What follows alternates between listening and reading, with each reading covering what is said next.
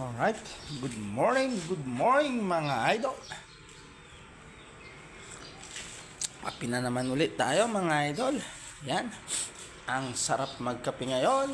Kasi nga, umulan kagabi, napakalakas ng ulan kagabi. Kumikidlat at kumukulog pa. Grabe yan mga soy, buti na lang.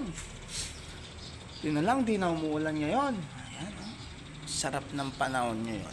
Sana hindi na muna umulan para makabiyahe tayo ng maayos. Alright? Ayan Ay, sarap magkape talaga. Lalo na kung black coffee lang. Ayan iwasan nyo yung 3-in-1 mga idol.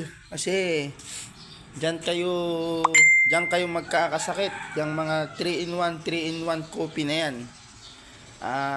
Napakatamis niyan mga idol. Kaya kung ako sa inyo, black coffee na lang kayo. Yan yung tinitimpla, yung lagyan mo ng kape tas asukal.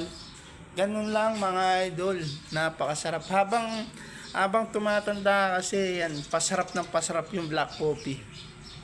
Kasi ako, yung pagkakape ko, dito ko inaano yung, kumbaga, dito ako nakakapag-isip ng maayos. Yung mga gusto kong gawin, naiisip ko yung mga desisyon ko sa buhay. Ayan, na iisip ko lahat yan kapag ako'y nagkakape. Problema,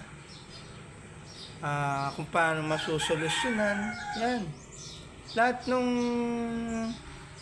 ng masaya, malungkot, sa kape ko lahat dinadaan kasi nakakapag-relax ako eh. Ito yung paraan ko para makapag-relax.